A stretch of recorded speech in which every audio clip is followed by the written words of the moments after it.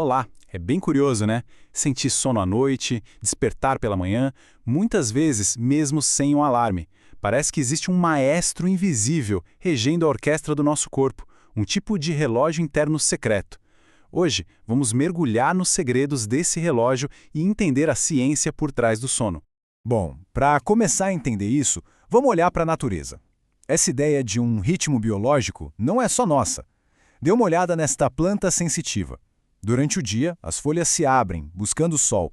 Quando a noite chega, elas se fecham.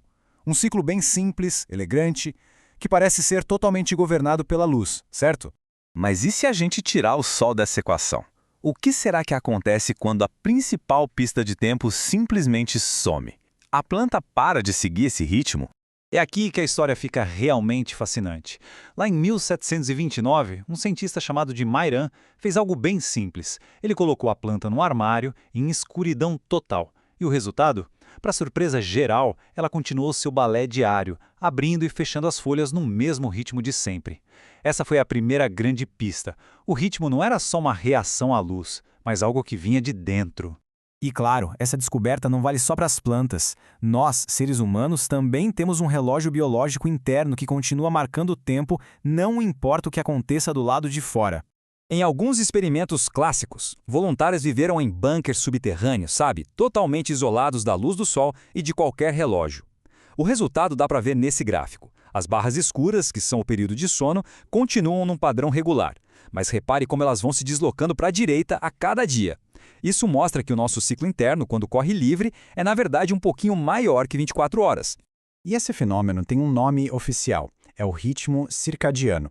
O termo vem do latim circa diem, que significa cerca de um dia. É, basicamente o processo natural e interno do corpo que regula o ciclo de sono e vigília. Certo, então a gente sabe que existe um relógio interno, mas onde ele fica? Vamos agora para a próxima parte dessa investigação, a busca pela localização física desse relógio mestre no nosso cérebro. A pergunta é bem direta. Onde exatamente fica o centro de comando que mantém o corpo inteiro sincronizado? Bom, apresento a vocês o núcleo supraquiasmático, ou NSQ. É uma região minúscula lá no hipotálamo, como a gente pode ver aqui nesse diagrama. Ele funciona como marca-passo central do corpo. É o nosso relógio mestre. Mas esse relógio interno que, como a gente viu, corre um pouco mais lento, precisa ser ajustado todo dia. Para isso, ele usa pistas externas, chamadas de Zeitgebers, uma palavra alemã que significa doadores de tempo. A pista mais poderosa de todas é o ciclo de luz e escuridão. Mas os horários das refeições e até a atividade social também ajudam a sincronizar o nosso corpo com o dia de 24 horas do planeta. Tudo bem, mas como os cientistas têm tanta certeza de que é o NSQ que está no comando? A ciência precisa de provas, e a prova que encontraram para isso é simplesmente genial. Um estudo revolucionário publicado na revista Science trouxe a resposta com um experimento que parece coisa de filme de ficção científica. O experimento foi brilhante. Os cientistas pegaram hamsters que tinham uma mutação e, por isso, tinham um ciclo circadiano mais rápido, de apenas 20 horas. Eles então transplantaram o NSQ desses mutantes para hamsters normais, que tiveram seu próprio NSQ removido. E o resultado foi definitivo. O hamster que recebeu o órgão adotou o ritmo de 20 horas do doador. Essa foi a prova irrefutável de que o NSQ é, de fato, o maestro do ritmo circadiano. Agora que a gente já entendeu o mecanismo geral, o assunto fica mais pessoal. Afinal, nem todo relógio funciona exatamente da mesma forma. Isso nos leva aos diferentes perfis, as pessoas que são mais do dia e as que são mais da noite. O cronotipo de uma pessoa, ou seja, essa preferência por manhã ou noite, está literalmente escrito na nossa fisiologia. Este gráfico, por exemplo, mostra o ciclo da temperatura do corpo. As pessoas matutinas, representadas pela linha preta, aquecem e esfriam mais cedo do que as vespertinas, que são a linha branca. É uma diferença biológica real, mensurável. E esses cronotipos podem ser classificados num espectro. Com base em questionários, é possível identificar se alguém é do tipo definitivamente matutino, moderadamente vespertino ou algo no meio do caminho. A grande maioria da população, aliás, se encaixa nessa categoria intermediária. Ok, o relógio nos diz quando dormir, mas e o que acontece depois que os olhos se fecham? Vamos para a próxima etapa, uma viagem pelas diferentes fases do sono. Essa jornada começa com o sono leve, que são os estágios 1 e 2 do sono que a gente chama de não REM. Se a gente olhar as ondas cerebrais ali em cima, dá para ver que elas começam a desacelerar.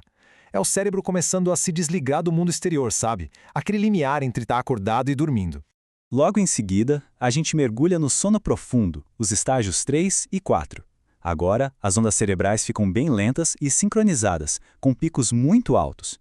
É um estado em que a atividade cerebral diminui bastante, mas é de uma importância imensa para o corpo se reparar e para consolidar nossas memórias. E por fim, chegamos ao sono REM. Esse estágio é um paradoxo. O cérebro fica superativo, com ondas rápidas, quase como se a pessoa estivesse acordada. Mas, ao mesmo tempo, os músculos do corpo ficam temporariamente paralisados. É aqui que acontecem os sonhos mais vívidos e elaborados. Então, o ponto principal é este: o sono não é uma coisa só.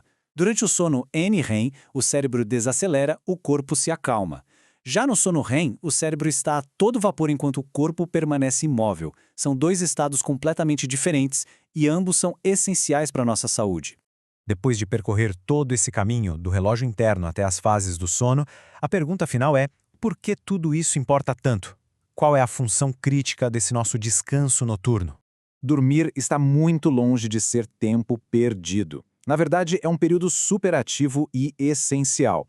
Serve para conservar energia, regular a temperatura do cérebro, fazer uma verdadeira faxina nos resíduos metabólicos que se acumulam por lá, ajuda na maturação cerebral dos mais jovens e algo fundamental. É crucial para o aprendizado e a consolidação das nossas memórias.